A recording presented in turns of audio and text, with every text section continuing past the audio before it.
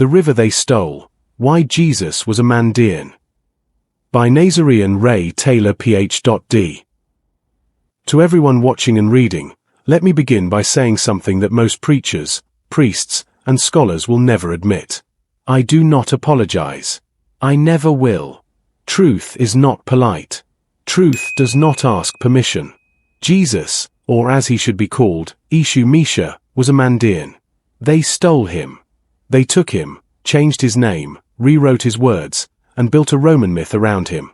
That is what became Christianity. If you watch my videos, you already know what I am saying.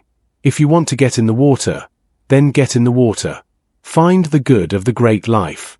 It has no dogma, no commandments, no threats, and no sin. You are not born guilty of anything. You are not indebted to a cosmic accountant in the sky who counts your failures. You are free. Being trapped in religion is one of the most miserable prisons that can exist. It is like living inside the mind of someone else's fear. It is like being surrounded by people who never think, only repeat. Faith is not honesty. Faith is pretending to know what you do not know. It is believing stories told by other humans, written by men who forged documents, changed texts, and imposed lies through power. Faith is the greatest disguise for ignorance ever invented. If you feel shaken by this, good. It means your mind is starting to move again. You are waking up. Now listen carefully. Jesus was with John the Baptist. You cannot separate them. John was a Nasorean, not a Jew, not a Pharisee, and not a member of the temple cult. He rejected all of it. He would not circumcise himself or anyone else. He did not eat according to kosher law. He lived by the river, not by the temple. He did not worship Yahweh because Yahweh was a God of law and domination, not of the living light. John's baptism was rebellion. It was not a ritual purification. It was a rejection of the temple and its blood economy. It said, "Wash away the filth of religion and return to the river." Jesus stood in that same water. He did not attend synagogue. He did not bring sacrifices to the temple. He did not tell his followers to do any of that because he was not part of the temple cult. He was part of the river movement that came before Judaism and before Christianity. People forget what the first century actually looked like. Jerusalem was not a purely Jewish city. It was a melting pot of religions, languages, and ethnicities. The region was full of Idumeans, Samaritans, Greeks, and Syrians. Judaism, as we know, it did not even exist. What existed was a temple economy run by priestly families who collaborated with empire. The religion called Judaism, or Rabbinical Judaism, was a later invention of the 2nd century. It came from the same Seleucid political engineering that built the Hebrew Bible. It is not an ancient revelation. It is a construction. There are no chosen people on this earth. That is a political myth. Modern Israel is not a continuation of an ancient divine nation. It is a 20th century invention built on old propaganda.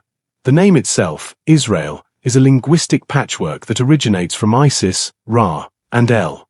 The claim that it means wrestle with God is another retrofitted story about Jacob, a tale that has no historical base. The Old Testament is a collection of mythological texts stitched together by Seleucid scribes to justify political control. There is no archaeological evidence for its central events, no record of a united monarchy, no evidence of Exodus, no proof of Solomon's temple. What we have is literature, not history. The Seleucids created this system. They fabricated divine law, tribal history, and prophetic authority as instruments of rule. The Maccabean rulers later weaponized it to unify their territories under one manufactured religion. That became the seed of both rabbinical Judaism and later Christianity. The Romans only expanded what the Seleucids had already built. They took the same idea of sacred law and merged it with imperial theology.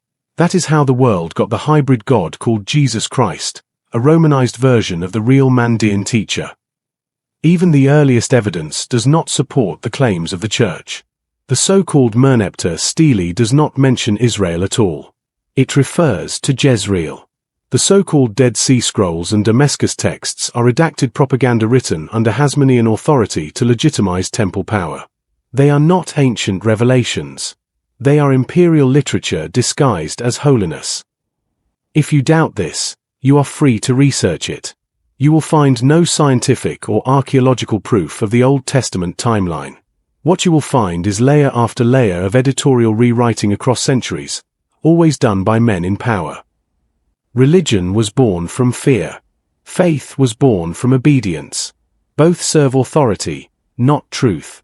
The great life, Higher Rabbah, is not a lord who demands worship. It is the source of all living light, the current of being that flows through every soul. You cannot bribe it with prayers or buy it with tithes. You can only awaken to it through the river. When Jesus cried out to the Father, he was not addressing a Jewish God. He was calling to Higher Rabbah, the same living life the Mandaeans still call upon today.